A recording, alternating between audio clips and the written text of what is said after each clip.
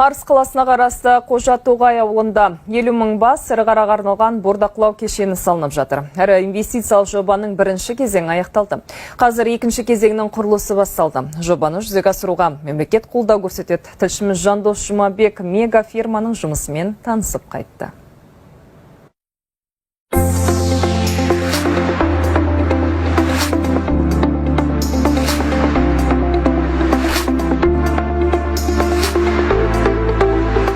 Орталық Азияда теңдесі жоқ мега ферманың жалпы аумағы 2900 гектардан асады.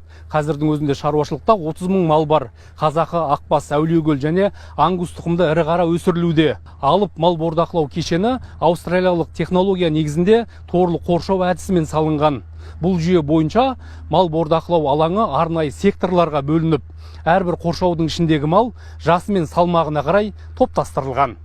Жоба мемлекеттің қолдау шаралары мен жеке инвестициялар есебінен жүзеге асуда. Бірінші кезеңде бордақылау алаңын салуға 2,9 миллиард теңге бағытталса, екінші кезеңді іске асыруға мемлекет тарапынан 5,9 миллиард теңге қолдау көрсетілді. Қалған қаржы жеке инвестициялар есебінен қамтылған. Жоба құны 16,2 миллиард теңге. Бірінші этапымыз бітті. Екінші этапымызда құрылыс басталып кеткен. Осы шілде айының аяқталады. Август, сентябрь, октябрь айынан бастап ұзақ күтіп бастаймыздан бүкіл жылдың соңына дейін малды толтырамыз. Сатып алатын малдың бәрі бүкіл Қазақстаннан сатып аламыз. Сондықтан бұл мемлекетке, халыққа өте үлкен тиімді, өте үлкен өндірістік цикл құрылады. Кешендегі өндірістік жүйе толық автоматтандырылып, халықаралық биоқауіпсіздік талаптарына сәйкестендірілген. Мамандар малды азықтандырудан бастап ұстау, ветеринарлық қолдау, күйзеліс жағдайын төмендету және өнімділігін арттыруға баса мән берілгенін айтады. Жем-шөп малдың жай күйіне қарай автоматты жүйе арқылы есептеліп беріледі. Мал азығын тасымалдайтын техникаларда сандық жүйеге негізделген. Жүргізуші алдындағы монитордан тек бақылап отырады. Арғы жақта жем дайындап отқан кезде де погрузчикте де сол мониторлар тұрады. Қайсы қораға қанша килограмм керек, қайсы рациомен дайындалу керек, барлығы автоматтандырылған, цифрландырылған. Бұл жерде біздің қызметіміз тракторды айдаймыз, ақырдың жанымен жүріп отырамыз. Қалған барлығы цифрландырылған, мониторда көрініп тұрады.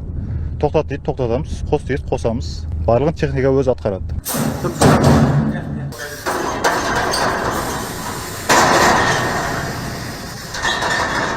Мұндағы малды емдеп тексерістен өткізетін орындарда толықтай заманауи құралдармен жабдықталған. Сандық технологияға негізделген аппараттар ірі қараға қатысты барлық мәліметті лезде шығарып береді. Бұл скайнер. Мына екі ортадан мал өткен кезде бұл өзіне скайнерлі болады, чип арқылы. Оған салынған вакцинасы туралы, салмағы, живой вес салмағын бәрін мониторға шығарып тұрады. Сол арқылы біз қай уақытта не салынғанын біліп отырамыз. Екіншіден, оның сұрауы қай уақытта келетінге шейін біліп отырамыз. Қазір фермер күніне 20 тоннадан аса ет өндіреді. Оның 20%-ын ішкі нарыққа, қалған 80%-ын Өзбекстан мен Тәжікстанға экспорттайды. Мал бордақылау алаңы толық іске қосылғанда күніне 100 тонна ет өндіріледі.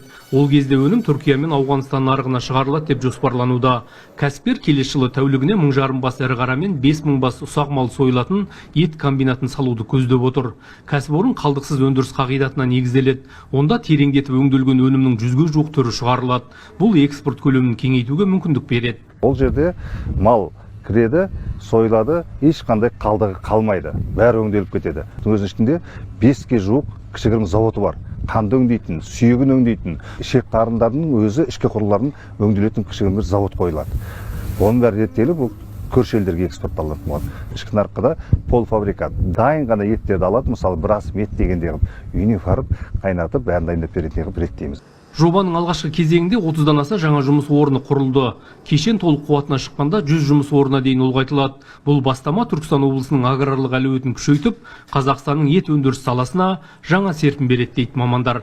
Жандос Жұмабек, Ерболат Әбіш, Қуаныш Әбуов, 24 KZ, Түркістан облысы.